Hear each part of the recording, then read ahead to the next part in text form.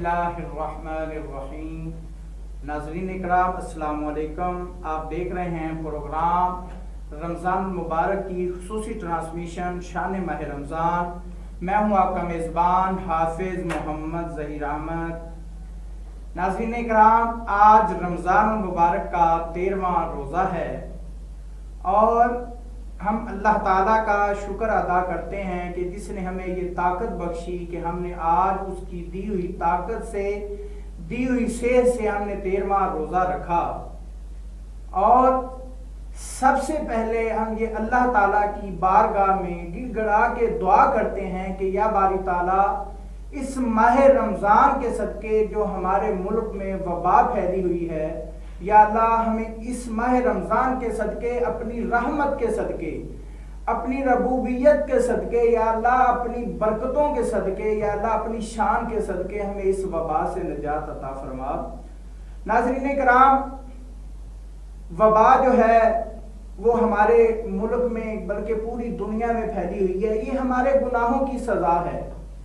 ہم اللہ تعالیٰ کی یاد سے غافل ہوئے ہیں، ہم نے اللہ تعالیٰ کی قربت سے دور ہوئے ہیں، تو ہمارے لیے یہ ایک سمجھانے کی بات ہے، کیونکہ پہلی جو قومیں ہوتی تھی، پہلی جو امتیں تھیں، ان پر اللہ تعالیٰ کی طرف سے عذاب آ جاتا تھا۔ جب وہ گناہ اتنے زیادہ ان کے ہو جاتے تھے، گناہ اتنے زیادہ بڑھ جاتے تھے، تو اللہ تعالیٰ کی طرف سے ان پر عذاب آ جاتا تھا۔ لیکن جب حضور علیہ السلام کی امت کی باری آئی تو آپ نے اللہ کی بارگاہ میں رو رو کر یہ دعا کی کہ یا اللہ میری امت کے چہرے مت بگاڑنا، میری امت پر عذاب مت لانا۔ لیکن وہ اللہ تعالیٰ کی طرف سے وہ جو اللہ تعالیٰ کی چہرے بگاڑنے والی اللہ تعالیٰ نے دعا تو منظور کر لی، لیکن انسان کو سمجھانے کے لیے، مسلمان کو سمجھانے کے لیے، اہل دنیا کو سمجھانے کے لیے مختلف وبائیں پھیل گئی۔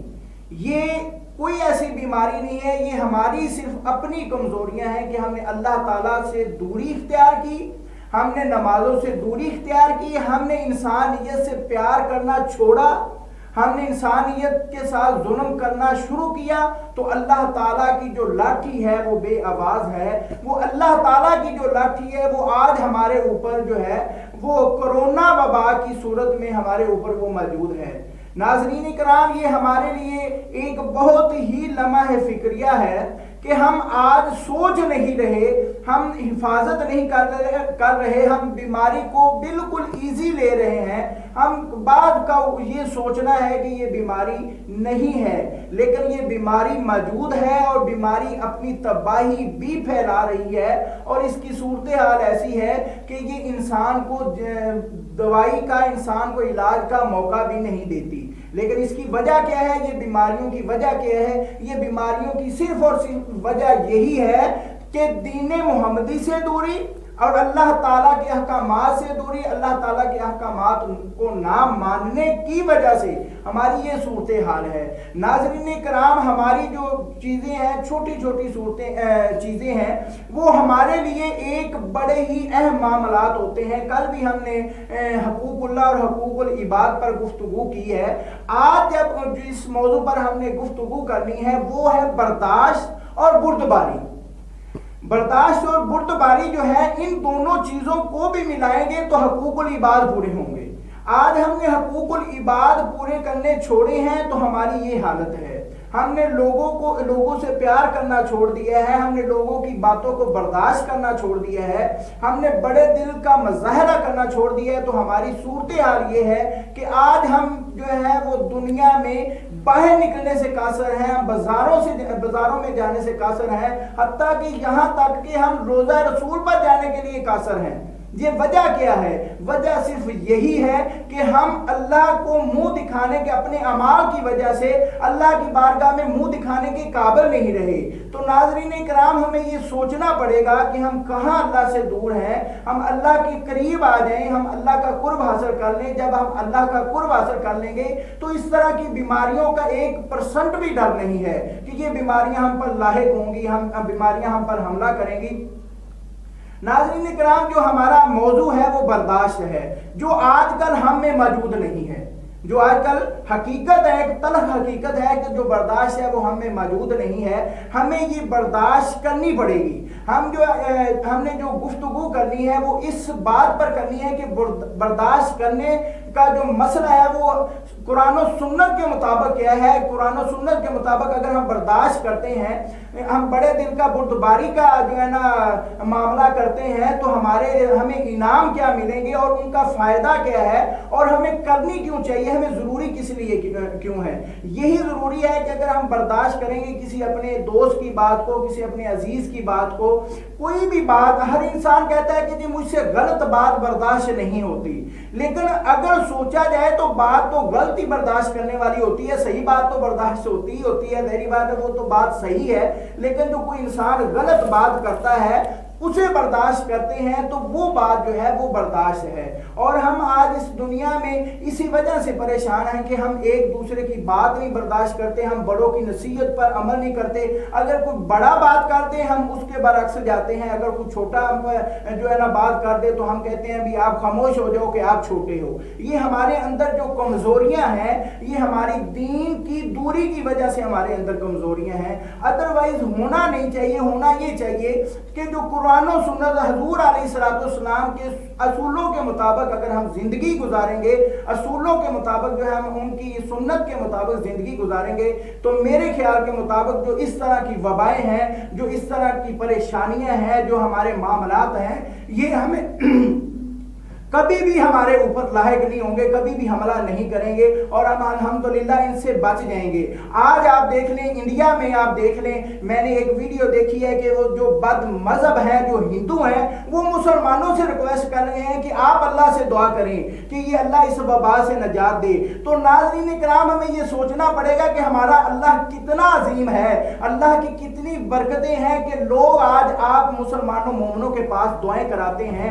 تو ناظرین کرام، ہمیں یہ چیزیں سوچنی پڑیں گی. ہم برداشت اور بردباری کے معاملے پر گفتگو کرنے کے لیے ہمارے ساتھ جو آج شخصیت موجود ہے، وہ ان کا الحمدللہ آج وہ دوسری دفعہ ہمارے پروگرام میں تشریف لائے ہیں. جس طرح میں نے پہلے بھی ذکر کیا تھا، وہ ایک عالم دین کے چشم و چراغ ہیں، اور اس عالم دین کے چشم و چراغ ہے جنہوں نے ساری زندگی دین کی خدمت کی ہے، اور آج بھی پورا شہر قصور ان کی دینی خدمات سے واقف ہے. میری مراد حضرت علامہ مولانا ابو سرور مولانا منظور احمد نوری رحمۃ اللہ علیہ صاحب، اور ان کے جو چشم و چراغ ہے ہمارے ساتھ حضرت علامہ مولانا سرور احمد نوری صاحب ہمارے ساتھ تشریف فرما ہے. بہت شکریہ، آپ نے دوسری دفعہ آواز سٹی 49 اور شان ماہ رمضان کو ٹائم دیا.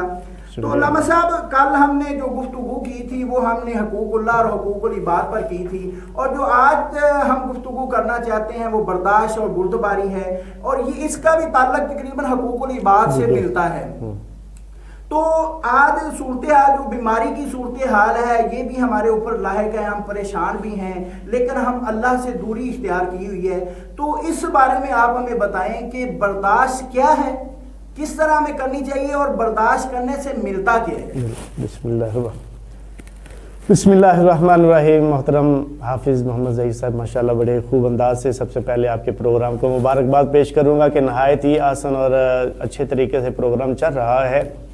دوسرا حقوق العباد بندوں کے حقوق میں آپ دیکھتے ہیں ہر قسم کے حقوق ہیں، انسانوں کے حقوق ہیں، جانوروں کے حقوق ہیں، طرح طرح کے لوگوں کے حقوق ہیں.